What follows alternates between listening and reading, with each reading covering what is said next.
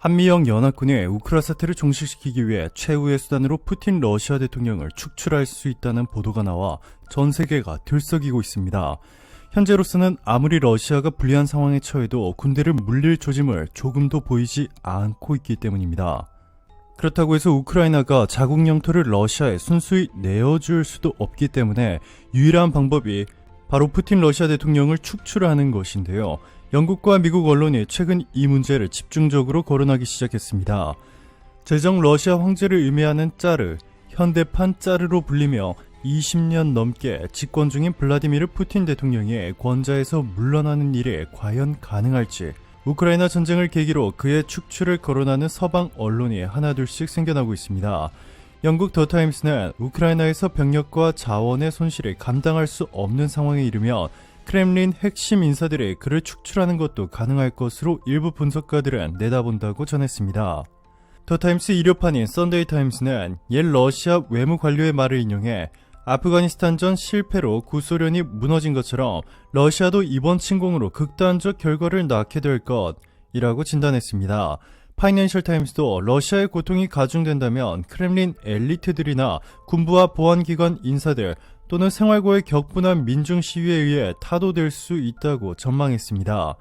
미 워싱턴 포스트는 그동안 복종해온 러시아의 신흥 엘리트층의 부와 자유를 잃게 됐다는 인식이 확산한다면 이들이 반응을 보일 것이며 그것은 쿠데타가 될 수 있다고 지적했습니다. 러시아 초대 외무부 장관 안드레이 코지레프와의 인터뷰를 통해 러시아 권력층 내부에서 푸틴을 축출하기 위한 움직임이 곧 일어날 것이라고 내다봤습니다. 코지레프는 인터뷰에서 러시아 제국의 차르, 황제 가운데 다수가 살해됐고 어떤 형태로든 쫓겨난 이들도 많다고 밝혔습니다. 이어서 소련 시절에도 스탈린은 독살됐다고 알려졌고 후르쇼프는 권좌에서 밀려났다며 러시아의 전통에서 권력자를 축출하는 것은 낯선 일이 아니라고 지적했습니다. 텔레그래프는 어떤 형태이건 푸틴이 권력에서 내려올 경우 잠재적인 후계자로 헌법상 승계자인 미하일 미슈스틴 총리를 비롯해 세르게이 소바닌 모스크바 시장, 세르게이 쇼이구 국방부 장관, 드미트리 메드베데프 전 대통령 등을 들었는데요. 가장 유력한 후계자인 미하일 미슈스틴은 블라디미르 푸틴 러시아 대통령이 직접 총리직으로 임명한 인물이지만 러시아 국민들과 적극적인 소통을 통해 완전히 새로운 민주주의 러시아로 개혁할 것으로 기대되고 있습니다. 만약 러시아 내에서 쿠데타로 푸틴 러시아 대통령이 추출되지 않을 경우 서방 싱크탱크들은 한미영, 호주 이렇게 4개국 연합군이 나설 수도 있다는 충격적인 내용을 공개했습니다.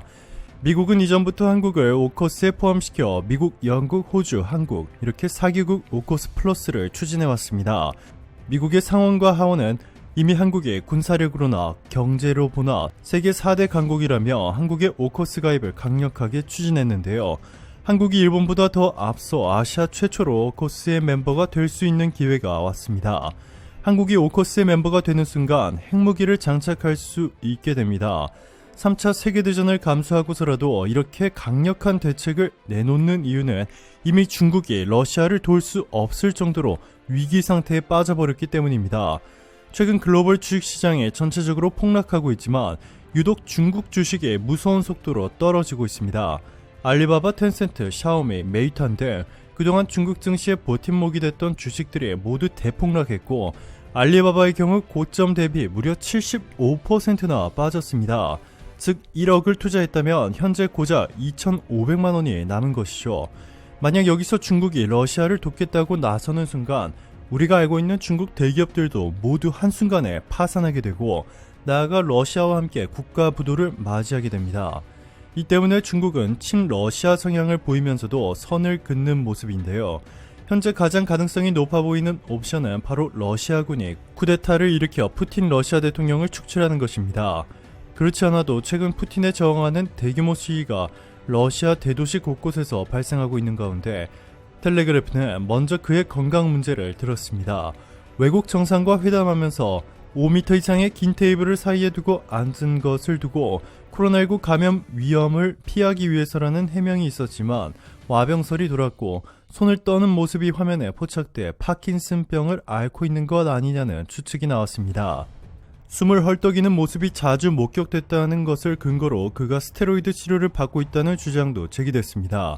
이에 그의 공격적인 행보가 스테로이드 과다 복용으로 인한 로이드 분노, 로이드 레이지라고 하는데요. 이 때문이라는 분석이 나왔습니다. 13일 뉴욕포스트에 따르면 서방 정보기관 파이브 아이즈 관계자는 푸틴이 로이드 분노를 앓고 있다는 소식을 전해 들었다. 푸틴의 최근 의사결정에 분명한 변화가 느껴진다.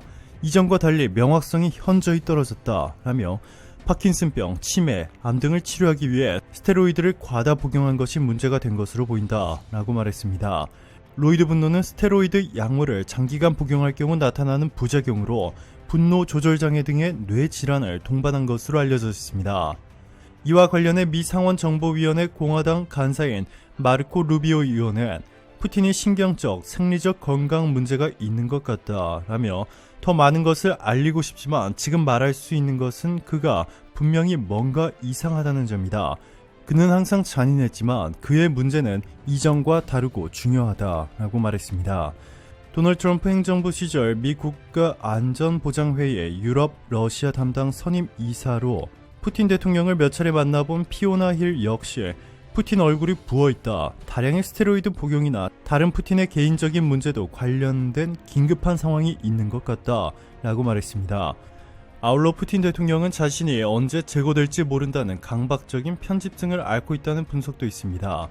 포브스 기준 재산 250조 원으로 세계에서 가장 돈이 많은 인물이죠. 일론 머스크도 블라디미르 푸틴 대통령의 전면전을 선포했습니다. 테슬라 최고 경영자 일론 머스크가 14일 우크라이나를 침공한 러시아의 블라디미르 푸틴 대통령을 조롱하며 1대1 결투 도전장을 내밀었습니다.